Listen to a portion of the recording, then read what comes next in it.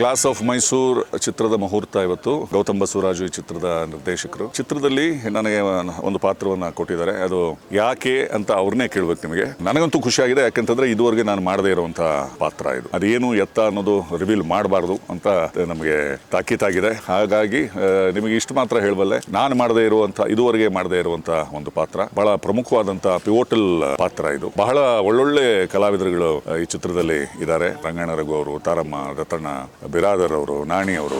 So content ಬಹಳ ಅದ್ಭುತವಾಗಿದೆ. ರೋಲ್ಗಳು, ಎಲ್ಲರ ಪಾತ್ರಗಳು ಬಹಳ ಅಚ್ಚುಕಟ್ಟಾಗಿ ಪಾತ್ರ ಪೋಷಣೆ ಮಾಡಿದ್ದಾರೆ. ಎದುರು ನೋಡ್ತಾ ಇದೀವಿ ಯಾವಾಗ ಚಿತ್ರೀಕರಣ ಶುರುವಾಗುತ್ತೆ ಅಂತ. ಇದಂತೂ guarantee. It's a very very very different role. ನಾನು ಇದುವರೆಗೆ ಆ ರೀತಿಯ ಕಾಸ್ಟ್ಯೂಮ್ಸ್ ಅನ್ನು ಹಾಕೊಂಡಿಲ್ಲ, ಆ ರೀತಿಯ ಒಂದು ಗೆಟಪ್ ಅಲ್ಲೂ ನಾನು ಇದುವರೆಗೂ ಕಾಣಿಸ್ಕೊಂಡಿಲ್ಲ. ಕಥೆಯನ್ನ, ಪಾತ್ರವನ್ನ ಕೇಳಿದಾಗ ತೃಪ್ತಿ ಅಂತೂ ಕೊಟ್ಟಿದೆ. ಅದು ಇನ್ನ ಸಾಕಾರಗೊಳ್ಬೇಕಷ್ಟೇ. Content oriented cinema. ಬೇರೆ ಬೇರೆ ಬೇರೆ ಬೇರೆ ಬೇರೆ ಬೇರೆ ರೀತಿಯ ಬಹಳ ಅರ್ಥಪೂರ್ಣವಾದಂಥ ಕ್ಯಾರೆಕ್ಟರೈಸೇಷನ್ಸ್ ಇರುವಂಥ ಪಾತ್ರಗಳು ನಾವೆಲ್ಲರೂ ಪ್ಲೇ ಮಾಡ್ತಿದ್ದೀವಿ. ಈ 5 ಜನಗಳ ಪಾತ್ರಗಳು ಬಹಳ ವಿಭಿನ್ನವಾಗಿದ್ದಾವೆ. ಪ್ರಾಯಶಃ ಇವರು ಅಷ್ಟು ಜನರು ಕೂಡ ಈ ಥರದ ಪಾತ್ರಗಳನ್ನ ಅವರು ಈ ಹಿಂದೆ ಮಾಡಿಲ್ವೇನೋ ಅಂತ.